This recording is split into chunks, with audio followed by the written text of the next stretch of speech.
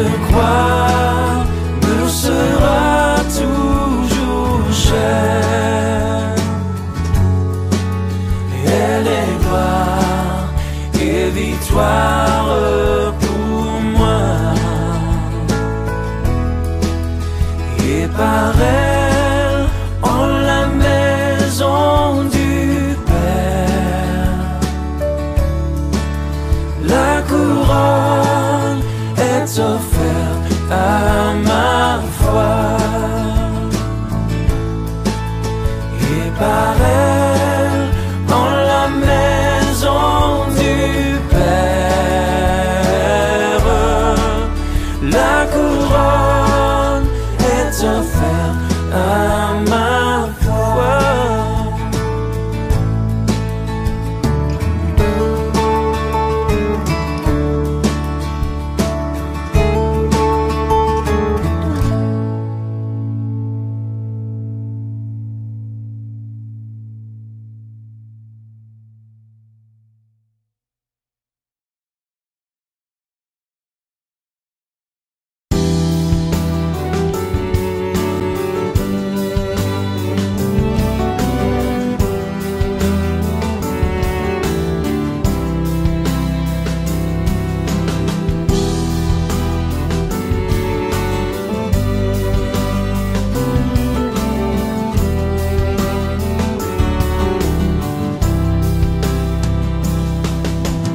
Nous avons soif de plus, souffle de Dieu, nous t'attendons.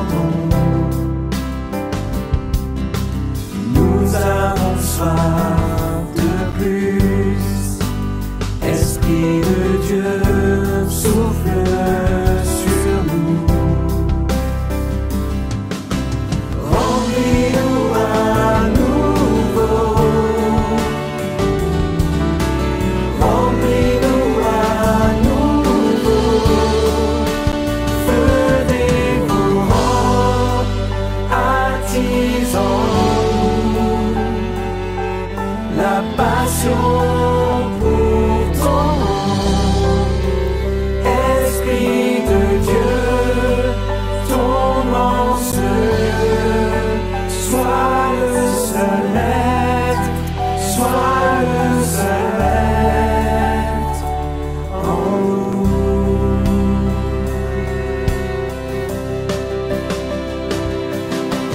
Viens comme un vent violent, nous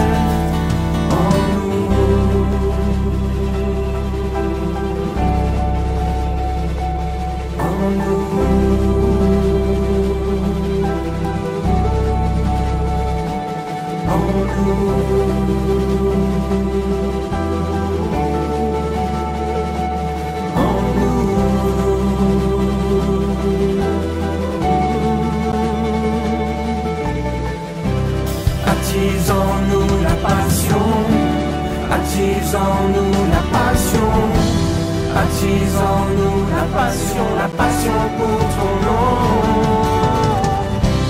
Attise en nous la passion, attise en nous la passion, attise en nous la passion pour ton nom. Attise en nous la passion, attise en nous la passion, attise en nous la passion pour ton nom. Attise en nous la passion, attise en nous la passion, attise en nous la passion pour ton nom. Feu dévorant, attise en nous la passion pour ton nom. Esprit de Dieu, ton rang seul, sois le seul maître, sois le seul maître en nous.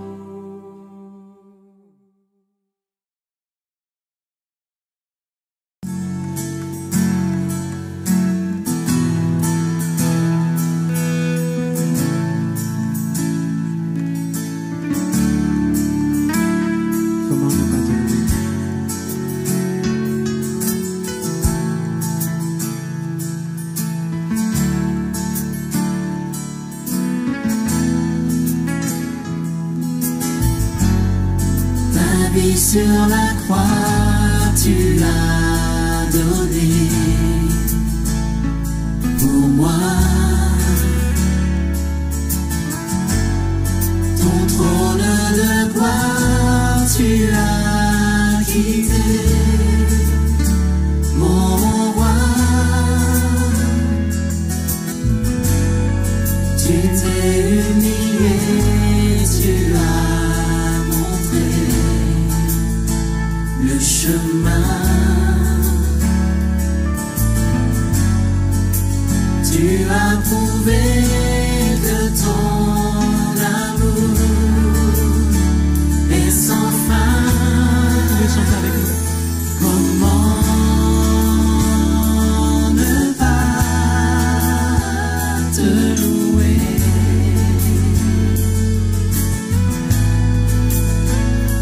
Pour ce que tu as fait,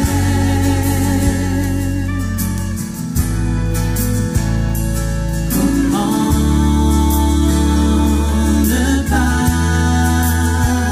te louer?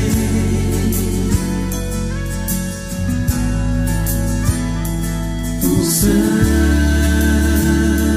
que tu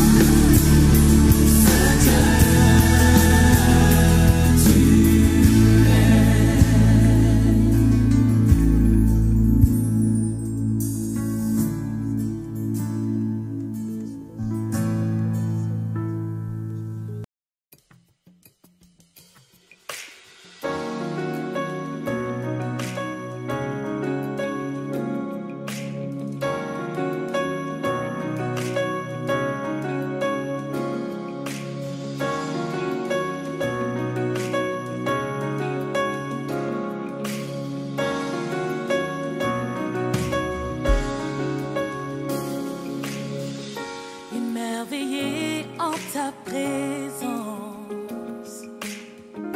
rien n'était impossible. Émerveillé en ta présence, ta joie me remplit d'espérance. Il n'y a personne comme toi, Jésus. Personne n'est comme toi sur toute la terre. Il n'y a personne comme toi, Jésus. Personne n'est comme toi. Tu fais de grandes choses, tes œuvres sont glorieuses. Toi le Dieu fidèle, puissant est ton nom. Tu fais de grandes choses, tes œuvres sont glorieuses. Toi le Dieu fidèle, puissant est ton nom. Oui, émerveillé en ta présence, oui, rien ne t'est impossible. oui, émerveillé En ta présence, Seigneur, ta joie. rempli d'espérance. Il n'y a personne comme toi, Jésus. Personne n'est comme toi sur toute la terre. Alléluia. Jésus, personne n'est comme toi. Tu fais de grandes choses, tu fais de toi le Dieu fidèle, puissant. Tu fais de grandes choses. Oui, tes œuvres. Oui, toi le Dieu. Tu fais de grandes choses. Tes œuvres, Seigneur. Oui, toi le Dieu fidèle. Tu fais de grandes choses. Tes œuvres sont glorieuses. Oui, toi le Dieu. Oh oui, émerveillé. En ta présence, Oui, rien ne t'est. c'est impossible. Oui, émerveillé. En ta présence, Seigneur, ta joie. me remplis Oh, d'espérance. il n'y a personne comme toi, Jésus. Personne n'est comme toi sur toute la terre.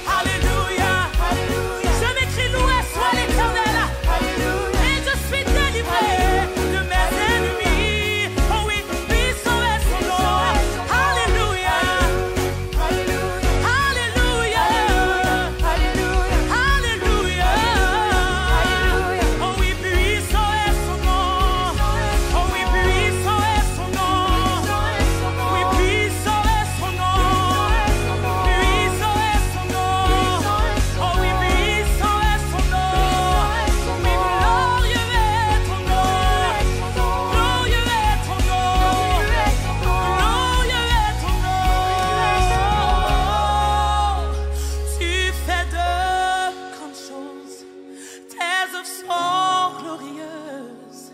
Toi le Dieu fidèle, puissant est ton nom. Alléluia. Tu fais de grandes choses. Tes œuvres sont glorieuses.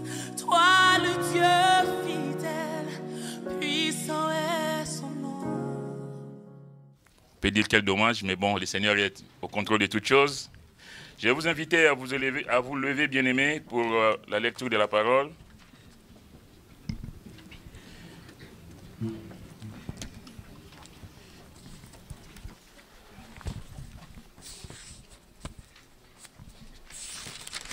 Comme quoi, il ne faut jamais être en retard dans la maison du Seigneur. Parce que c'est lui seul qui maîtrise le programme.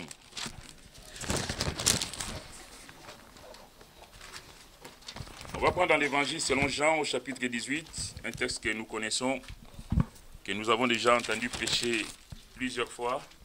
Jean, évangile selon Jean au chapitre 18, nous allons lire quelques versets. Il nous est dit, à partir du premier verset, « Lorsqu'il lui dit ces choses, Jésus alla avec ses disciples de l'autre côté du torrent du Cédron, où se trouvait un jardin dans lequel il entra, lui et ses disciples.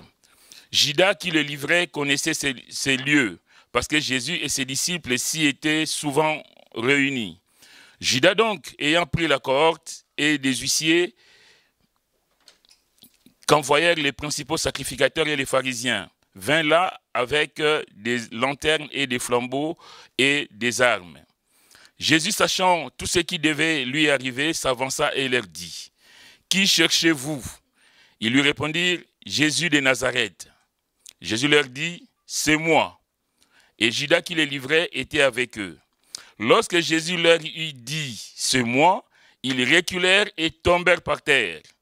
Il leur demanda de nouveau, « Qui cherchez-vous » Et ils dirent, « Jésus de Nazareth. » Jésus répondit, « Je vous ai dit que c'est moi. Si donc c'est moi que vous cherchez, laissez aller ceci. » Il dit cela afin que s'accomplisse la parole qu'il avait dite, « Je n'ai perdu aucun de ceux que tu m'as donnés. » Simon-Pierre, qui avait une épée, la tira, frappa le serviteur du souverain sacrificateur et lui coupa l'oreille droite. Ce serviteur s'appelait Malchus. Jésus dit à Pierre, « Remets ton épée dans le fourreau, ne boirai-je pas la coupe que le Père m'a donnée à boire ?» On va demander la grâce de Dieu. Seigneur, merci pour l'occasion que nous avons d'être à l'écoute de ta parole. Combien, Seigneur, ta parole est riche, Seigneur, en conseils. Et combien, Seigneur, ce matin, nous voulons, Seigneur, être attentifs, Seigneur, à ta parole. Combien nous voulons la serrer dans nos cœurs afin, Seigneur, de ne pas pécher contre toi. Seigneur, tu prends l'absolu contrôle de ces instants. Que tout ce qui sera fait et dit, Seigneur, soit vraiment sous ton saint contrôle. Merci pour mon frère, ma soeur. Merci pour ton église que tu bénis. Nous l'avons dit, Seigneur, nous sommes tes enfants et nous voulons être à l'écoute de ta parole. Que ton seul nom, Seigneur, soit béni et glorifié en ces jours, car toi seul en es digne. Merci pour tout, Seigneur, car tu es le Dieu qui nous a mis debout ce matin, le Dieu qui conduit toutes choses par ton esprit, le Dieu présent, le Dieu agissant.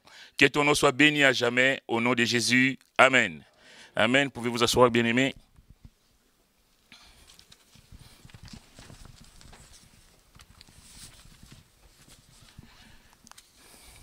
Nous sommes des enfants de Dieu, nous sommes le peuple de Dieu, cela va de soi, sinon on ne serait pas là ce matin. Merci Seigneur parce qu'il a permis que nous puissions être là, être à l'écoute de sa parole.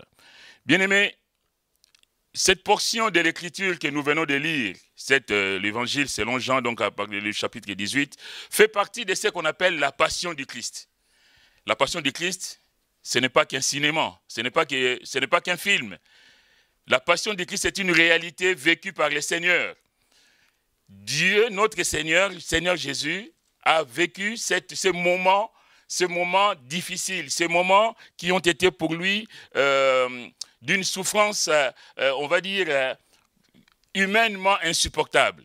Vous savez, quand nous lisons l'évangile selon Jean, il est bon, bien aimé, de bien comprendre. Quelquefois, pourquoi je le dis? Parce que quelquefois, nous prenons des versets, nous essayons d'aller un peu dans tous les sens. Quand nous lisons l'évangile de Jean, il y a la première partie où il y a ce qu'on appelle le prologue. Au commencement était la parole était avec Dieu, la parole était Dieu. L'homme de Dieu va présenter Jésus comme étant la parole incarnée. L'homme de Dieu va présenter Jésus comme étant le Fils de Dieu, Dieu fait homme. il ne va pas par quatre chemins. Dès l'entame de l'évangile selon Jean, il présente Jésus comme étant Dieu.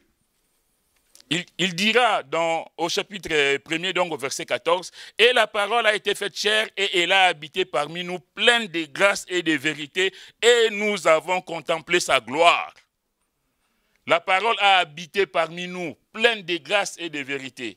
Et l'autre version dit, cette parole, la parole donc, a tabernaclé parmi nous. Elle a planté sa tente parmi nous. Bien-aimé, Jésus, ce n'est pas de la fiction. Jésus, c'est Dieu fait homme. Dieu, c'est Dieu qui a quitté sa gloire céleste, qui est descendu pour te sauver, toi et moi. Quand nous chantons, nous sommes enfants de Dieu, nous devons considérer qu'un jour, le Seigneur a quitté sa gloire. Et il est venu, bien-aimé, me chercher, toi et moi, dans la boue du péché. Nous qui vautrions dans notre misère, nous qui étions dans notre souffrance. Mais Dieu a vu notre douleur. Et il est venu nous chercher. Je vais dire ce matin, quelle est grâce, bien-aimé, de pouvoir savoir que le Dieu Tout-Puissant s'est fait homme pour toi et pour moi. Évidemment, quand on quitte donc cette première partie de l'évangile, donc je disais tout à l'heure le prologue, où Jésus est présenté comme Dieu fait homme, évidemment, si tu es Dieu, il faut que tu prouves que tu es Dieu. Et tout vous verrez dans l'évangile selon Jean qu'il y a le miracle des Canaan. Parce qu'il est Dieu, il est celui qui opère des prodiges. Alléluia. Dieu ne vient pas s'asseoir tranquille et puis attendre que les choses ne se passent. Dieu vient dans ta vie, dans ma vie, et Dieu agit. Il n'est pas un Dieu silencieux qui pour te contempler, pour dire « ouais, ça va, tout va bien » ou non. Mais quand il est présent dans nos vies, bien aimé, Dieu agit. Et nous devons le voir dans nos vies. Nous devons le voir agir. Et l'homme de Dieu de progresser. Donc c'est pourquoi je vous dis que quand nous lisons, bon évidemment, c'est aussi notre rôle en tant que pasteur d'amener l'Église à cette compréhension des choses. De savoir que quand j'évolue dans la lecture, j'essaie dans quelle partie je me trouve. Dieu se révèle au travers de sa parole. De la Genèse à l'Apocalypse, on doit voir Jésus. Quand je lis la Genèse, je dois voir le Seigneur. Quand je lis l'Apocalypse, il est présent. Quand je suis au milieu, je sais dans quel livre, il est présent. Et toute la Bible, c'est cette révélation de Jésus au travers de la parole de Dieu. Donc, il y aura ce qu'on appelle le ministère public, parce qu'il est Dieu fait homme, mais ce Dieu va se manifester devant son peuple. Et il va faire des prodiges, il va faire des miracles. Jésus va faire beaucoup de choses. Et même l'apôtre Jean de dire, on ne peut pas écrire tout ce que Jésus a fait. Parce que même le monde ne pourra pas contenir ce que Jésus a fait. Il en a fait tellement. Évidemment, il est Dieu. On progresse dans le raisonnement.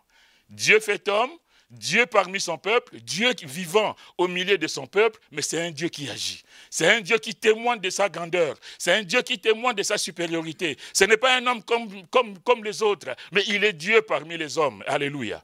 Que son nom soit béni. Et la Bible dit, donc là, le ministère public, c'est du chapitre 2 au chapitre 12. Donc il y a les signes, les prodiges qui témoignent de sa grandeur.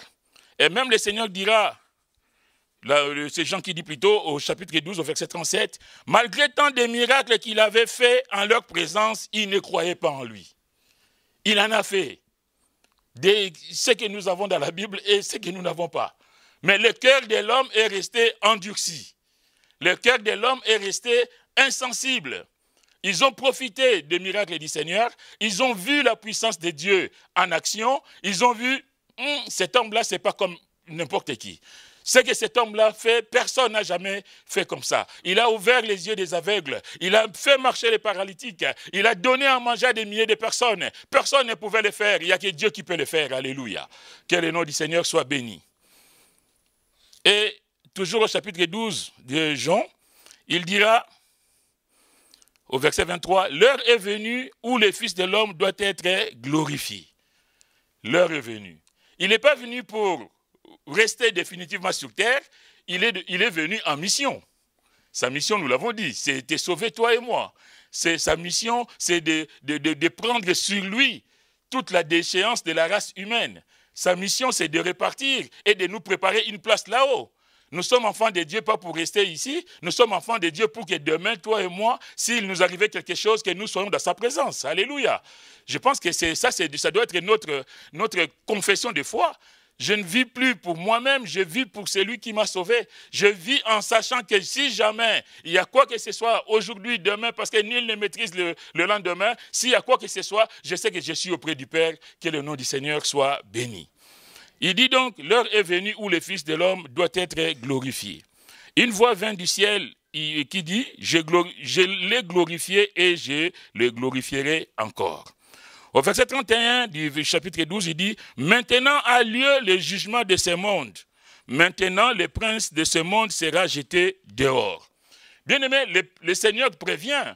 Il dit, maintenant a lieu le jugement de ce monde. Retenez ce que je vous dis. J'aime bien qu'on soit logique. Vous savez, moi, dans mon travail, on dit toujours, je le dis toujours à mes étudiants que j'encadre, un soignant doit être logique dans son raisonnement. On doit voir comment tu as procédé. Même quand tu fais une transmission ciblée par rapport à un dossier, on va voir quelles étaient les données, quelles étaient l'action que tu as posée et quelle a été la suite de l'action que tu as posée. Quelqu'un, je pense que c'est normal de pouvoir voir comment on évolue. Comment est-ce que Dieu fait les choses. Donc ici, le Seigneur dit, maintenant a lieu le jugement de ce monde. Maintenant, le prince de ce monde sera jeté dehors. La question, bien aimé, nous qui sommes avertis, que maintenant a lieu, là le Seigneur qui parle, a lieu le jugement de ce monde, est-ce que nous sommes prêts? Parce que c'est lui qui va juger les vivants et les morts. Est-ce que nous sommes prêts à ces jugements? Ça, c'est une autre question. Maintenant, le prince de ce monde va être jeté dehors, sera jeté dehors. Est-ce que nous avons permis dans nos vies que le prince de ce monde ne règne pas ou ne règne plus? Parce que s'il va être jeté dehors, c'est-à-dire qu'il était dedans. Et s'il était dedans, il faut qu'il sorte. C'est-à-dire que nous sommes devenus le temple du Saint-Esprit bien-aimé. Nous n'avons plus le droit de laisser régner dans nos vies le prince de ce monde. Dans ma vie, dans ta vie, on doit pouvoir voir le Seigneur. Nous sommes les imitateurs du Christ. Nous sommes devenus le temple du Saint-Esprit. Et si le Saint-Esprit vit en moi, les ténèbres n'ont pas lieu d'être en moi. Ça va de soi. Les ténèbres ne peuvent pas cohabiter avec la lumière. Si Jésus est la lumière du monde et qu'il vit en moi, bien aimé, dites-moi qu'est-ce que les ténèbres vont faire dans ma vie. Les ténèbres ne peuvent régner dans la vie de quelqu'un que si la personne leur donne accès. Si on ouvre la porte, c'est ce que nous voyons Judas, qui est parmi les gens qui viennent arrêter le Seigneur. Parce que Judas, c'est quelqu'un, la Bible dit, il était parmi les 12 et il devint traître.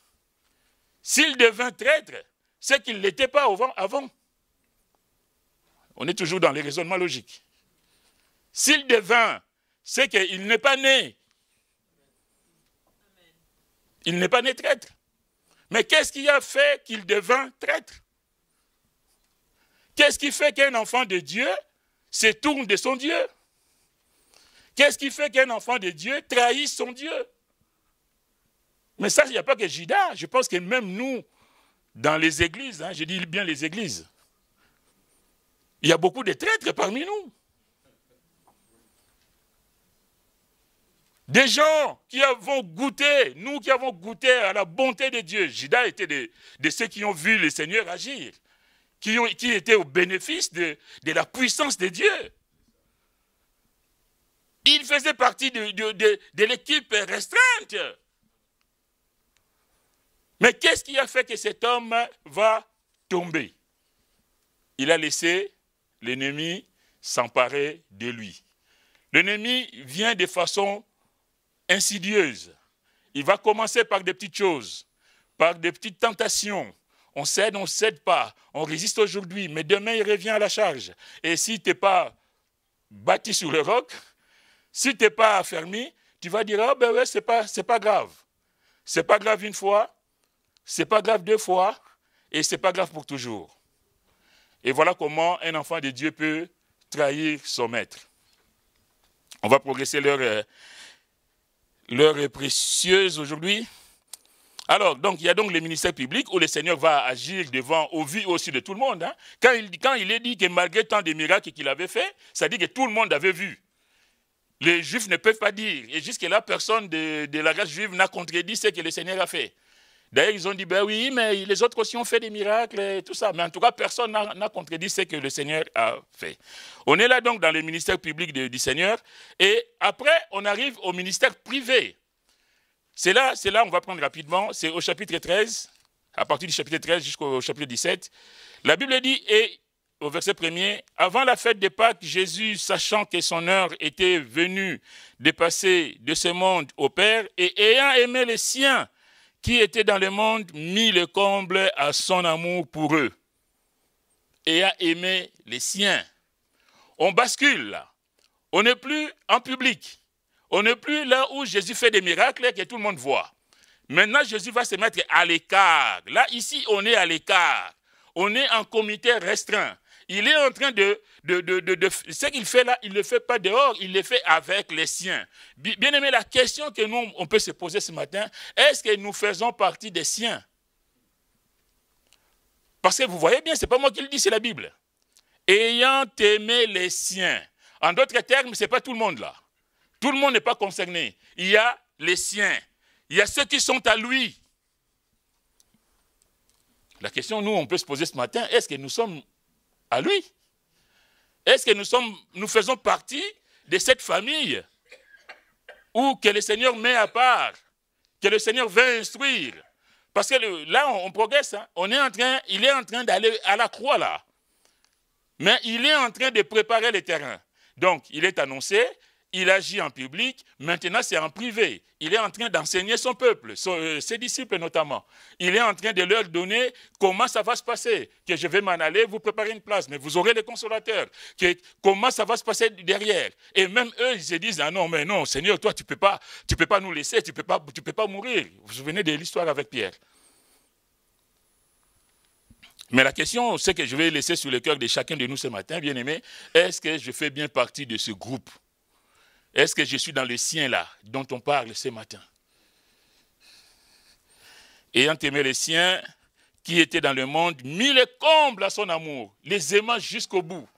Le Seigneur va manifester quelque chose d'inouï. Bien aimé, nous ne servons pas un Dieu sorti de nulle part. La Bible dit, on va faire vite, pendant le souper, lorsque le diable avait déjà inspiré au cœur de Judas Iscariot, fils de Simon, le dessein de le livrer, Jésus, qui savait que le Père avait remis toutes choses entre ses mains, qu'il était venu de Dieu et qu'il s'en allait à Dieu, se leva des tables, ôta ses vêtements et prit un linge dont il se ceignit. Ensuite, il versa de l'eau dans un bassin et il s'est mis à laver les pieds des disciples et à les essuyer avec le linge dont il était saint.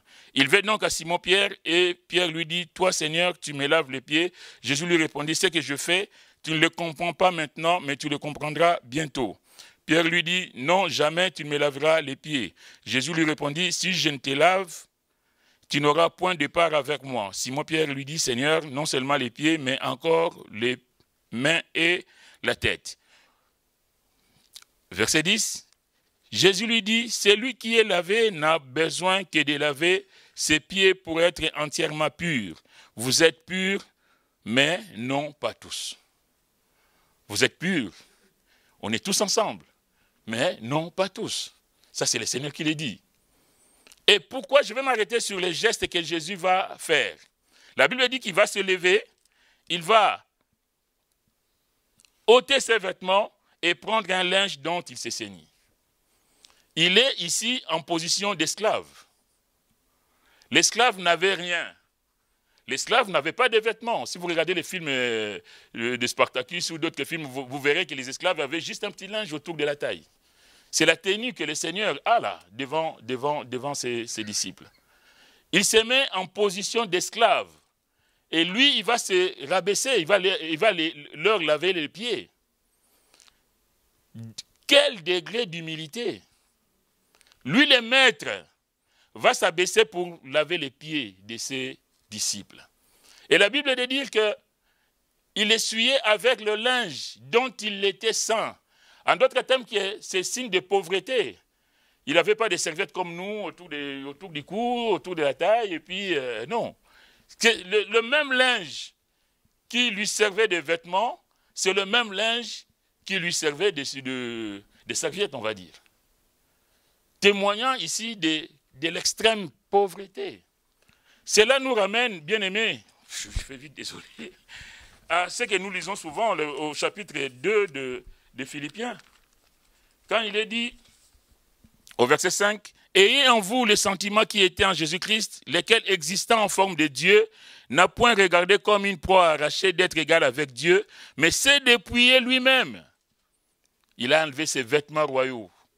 Il a enlevé son statut de Dieu. S'est dépouillé lui-même en prenant une forme de serviteur, en devenant semblable aux hommes. Et ayant paru comme un simple homme, il s'est humilié lui-même, se rendant obéissant jusqu'à la mort, même jusqu'à la mort de la croix. Il s'est humilié. Bien-aimés, combien nous avons besoin, nous aussi, de nous humilier? La Bible nous dit que l'humilité précède la gloire. Combien d'entre nous, nous voulons être bénis, mais nous ne voulons pas nous humilier? Ni devant les seigneurs, ni devant les autres. Et la Bible dit dire que Dieu résiste aux orgueilleux. L'orgueilleux, c'est celui qui se considère pour ce qu'il n'est pas, ou qui considère que ce qu'il est vaut plus que tout, qu'il n'a pas besoin de Dieu, qu'il a besoin de personne. Mais la Bible nous dit dire que Dieu résiste aux orgueilleux, mais il fait grâce aux humbles. Est-ce que nous avons cette humilité de comprendre que je ne suis rien? Seigneur, tout ce que je suis, tout ce que j'ai, c'est grâce à toi. J'ai déjà eu l'occasion de le dire. Vous savez, les mots qui donnent humilité, c'est les mêmes mots qui donnent homme. C'est l'humus, la terre. En d'autres termes, bien-aimés, nous devons savoir que nous ne valons rien, nous ne sommes rien. Seigneur, si j'ai la vie aujourd'hui, merci Seigneur. Si j'ai un travail aujourd'hui, merci Seigneur. Si j'ai une famille aujourd'hui, merci Seigneur. Je ne suis rien, Seigneur, sans toi. Nous devons, nous, enfants de Dieu, considérer cet état des choses. Pourquoi il y a tant de difficultés dans nos vies? Pourquoi il y a tant de désordres même dans nos familles? Parce que les uns les autres se braquent, l'un contre l'autre. Le mari contre la femme contre le mari, les enfants contre papa, contre maman, et ainsi de suite. Personne ne veut rester à sa place. Personne ne veut se faire petit. Personne ne veut reconnaître que j'ai failli. Ah chérie, pardonne-moi pour ce que j'ai fait. Ah oui, je n'ai pas fait exprès, mais tu sais, toi aussi. Et on tourne la page. Mais combien d'entre nous, c'est toujours la faute de l'autre? Même si c'est moi qui ai mal fait, mais je considère que c'est à elle de venir me voir. Ah ben je suis un homme. Un homme ne s'humilie pas devant une femme. Oh là là, depuis quand ça? J'ai travaillé avec une collègue soignante qui me disait qu'elle finissait, à l'époque on finissait à 20h, et quand elle rentrait chez elle, chez eux donc, il trouvait son mari à la maison, qui n'a rien fait, qui mangeait des gâteaux, des biscuits, du café toute la journée. Et cet homme disait à cette collègue, parce que moi je lui dis, moi je passe l'aspirateur, je fais à manger, je fais des choses et tout ça. Il dit, mais Jean, mais alors là, je tombe de haut là. Parce que moi quand je rentre à 20h, dis-toi que je dois faire à manger pour lui. Je dois tout faire. Parce que, bon, c'est pas le problème, hein, mais le problème c'est que cet homme disait à sa femme, donc à ma collègue là, que jamais je n'ai vu mon père dans une cuisine. Donc, étant donné que lui, son père n'a jamais mis les pieds en cuisine, il estime qu'un homme n'a pas... Pasteur Blaise, il ne faut pas aller en cuisine. Hein? C'est réservé à la serviette. Et oui, il dit que jamais son père n'a mis les pieds en cuisine, donc il ne voit pas ce qu'il fait en cuisine. La cuisine, c'est pour les femmes. Quel raisonnement, on est dans quel siècle? Que Dieu nous aide, bien-aimés, je fais vite parce que là... voilà. Bon, bref, je vais revenir rapidement à ce que nous avons lu aujourd'hui, je vais m'arrêter là. Le titre de mon message, c'est « Tout pouvoir m'a été donné ». Vous savez, le Seigneur bien-aimé a tout pouvoir pour agir en notre faveur. Évidemment, là, je vous disais tout à l'heure comment on progresse jusqu'à en arriver là. Le Seigneur a préparé ses disciples à ce qu'il attendait. Il a préparé, il savait qu'il va aller à la croix. Et là, c'est que le Seigneur va souffrir. Mes frères, mes sœurs, c'est exceptionnel. Je vais faire vite, mais c'est pour dire quoi? C'est pour dire qu'à partir du chapitre 18 là que nous lisons, il y a évidemment la trahison de Judas, mais il n'y a pas que ça. Il y a le reniement de Pierre. Il y a le mépris des hommes, le rejet. Alors, imaginez cette trahison de quelqu'un qui t'était proche, de quelqu'un qui a partagé ta vie et puis qui va demain te livrer. Imaginez la souffrance du Seigneur, mes frères, mes sœurs, devant Pierre, qui a dit, s'il faut aller à la mort, j'irai, et qui sort l'épée, qui va trancher l'oreille du serviteur de cet homme-là, pour montrer que Seigneur, moi je t'aime, moi je te défendrai jusqu'au bout. Mais, bien aimé, avec le Seigneur, on n'agit pas charnellement. On est dans le spirituel. C'est pourquoi le Seigneur va prendre l'oreille, la recoller sur le porteur, le propriétaire de cette oreille, pour montrer que ce n'est pas le temps de jugement. Il est venu pour la grâce. Il est venu sauver. Il n'est pas venu condamner. Il dit à Pierre, range ton épée dans le fourreau. Sa place, elle est dans le fourreau. Sa place n'est pas là pour couper la tête des gens. Je suis venu sauver. Je ne suis pas venu venger. Je ne suis pas venu pour détruire. Et nous, concernant bien-aimés, les seigneurs, il y a ce message. La Bible dit que quand il leur dit, qui cherchez-vous? Bien-aimé, le Seigneur te défendra jusqu'au bout. Personne ne peut toucher à toi si le Seigneur ne le permet. L'ennemi ne viendra jamais faire la fête chez toi, entre guillemets, si lui, il ne le permet. Il dit, qui cherchez-vous? Il dit, il cherche Jésus de Nazareth. Il leur dit, c'est moi. Et le c'est moi, c'est YHWH, le tétragramme, le fameux nom de Dieu. Donc Jésus rappelle à ceux qui viennent le prendre que je suis votre Dieu.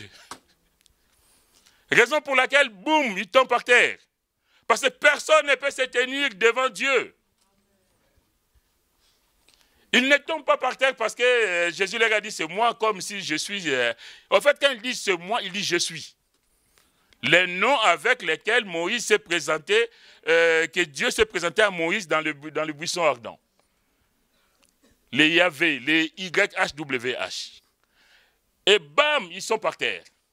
Mais toujours dans sa bonté, dans son amour, il va les relever. Ils vont se relever. Qui cherchez-vous? Jésus de Nazareth. Il dit alors, si c'est moi que vous cherchez, laissez aller cela. Là, on est dans le versant amour, dans le versant miséricorde.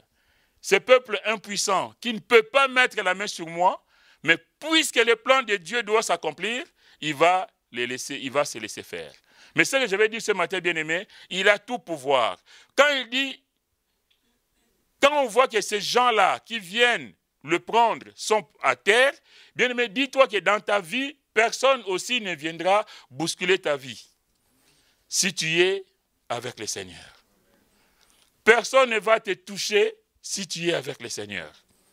Au nom de Jésus, la maladie sera guérie. Au nom de Jésus, la pauvreté va s'enfuir. Au nom de Jésus, les portes vont s'ouvrir. Au nom de Jésus, nous avons l'élévation, nous avons tout ce que nous voulons. Personnellement, je bénis le Seigneur chaque jour. Quand je viens dans l'église, je m'éclate. Je dis, Seigneur, merci. Parce que ma vie d'aujourd'hui n'a rien à voir avec ce que moi j'avais pensé avant. Grâce à Dieu, merci Seigneur.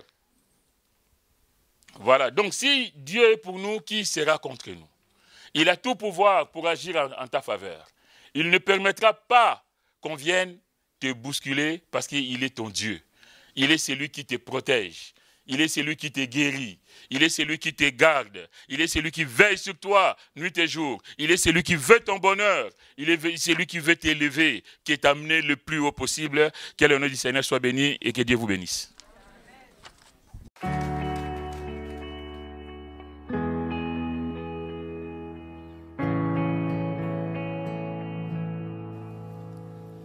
Exalté,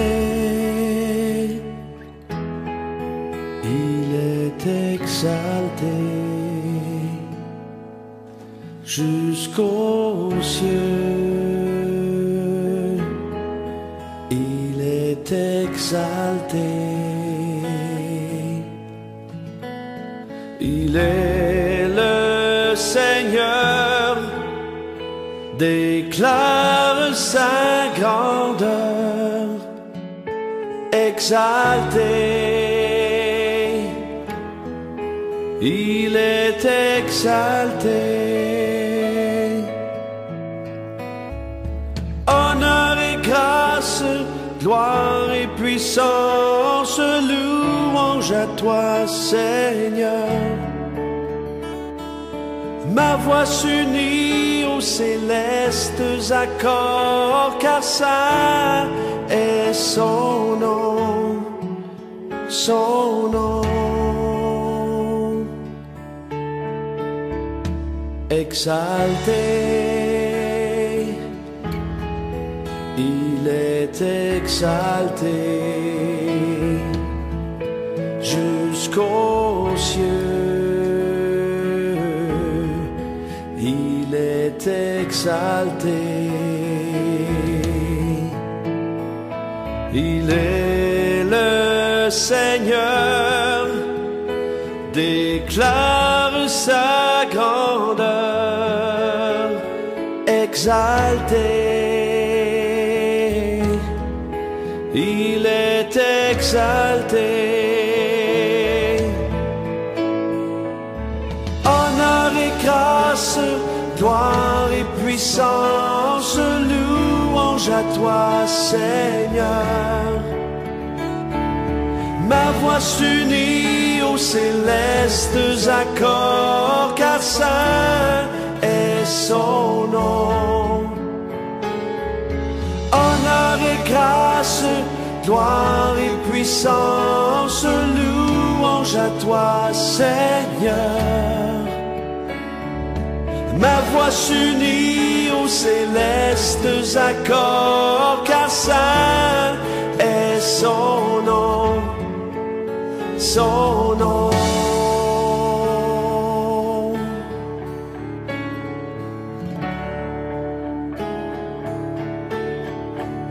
Son nom.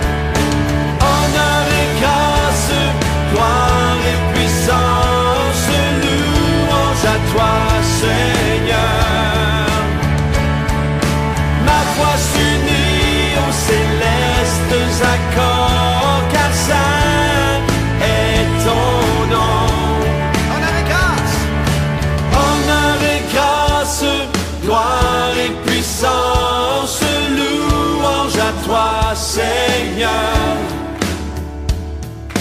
ma voix s'unit aux célestes accords, car saint est ton nom, ton nom,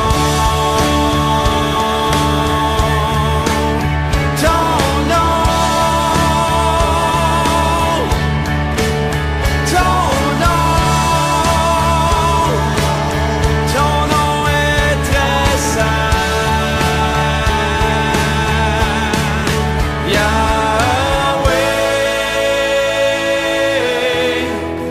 ton nom est très saint. Chantons-le.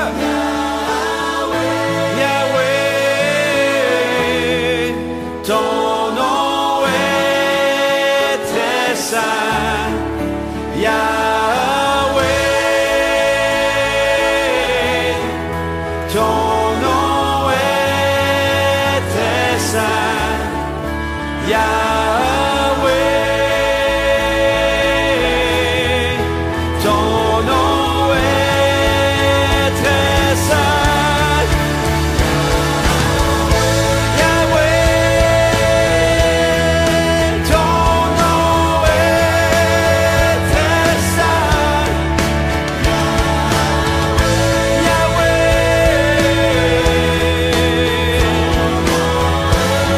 nom est très saint.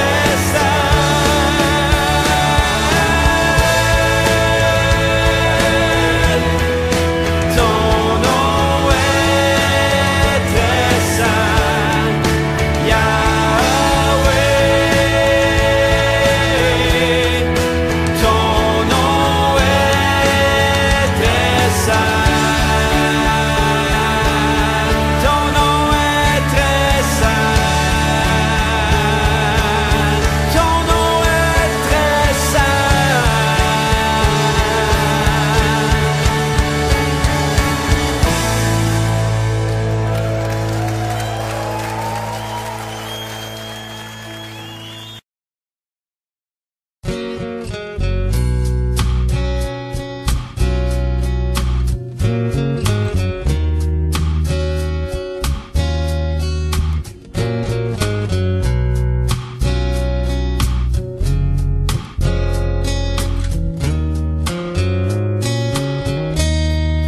Comment expliquer et comment décrire un amour si grand, si puissant que rien ne peut le contenir. Tu sais mes espoirs, Seigneur, tu sais mes craintes. Et mes mots sont bien trop petits pour dire tout l'amour que j'ai pour toi. Alors entends mon cœur, mon esprit qui te loue, entends le chant d'amour d'un enfant racheté. Je prendrai mes faibles mots pour te dire quel Dieu merveilleux tu es. Mais je ne pourrai pas te dire combien je t'aime. Alors entends mon cœur. C'est tout comme la pluie, les mots pouvaient couler. Et si j'avais l'éternité, je ne pourrais pas l'exprimer. Mais dans les battements de mon cœur,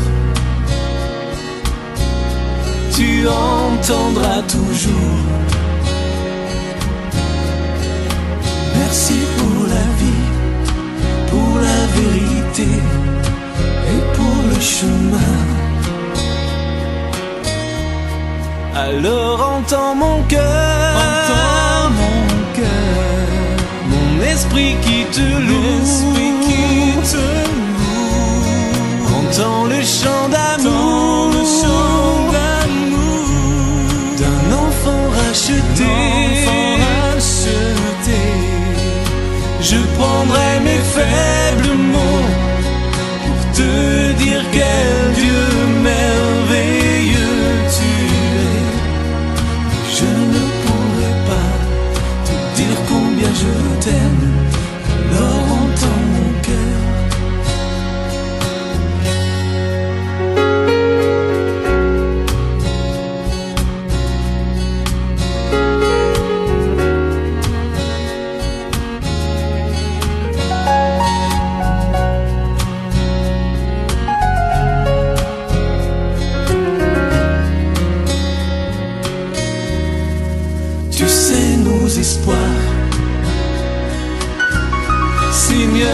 tu sais nos craintes. Et nos mots sont bien trop petits pour dire tout l'amour que nous avons. Alors entends nos cœurs, nos esprits qui te louent, entends les chants d'amour,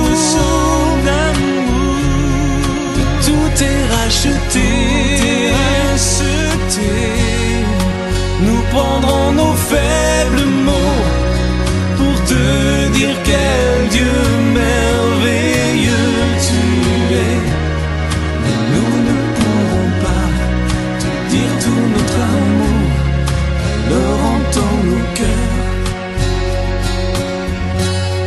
Non, nous ne pourrons pas te dire tout notre amour, alors entends nos cœurs.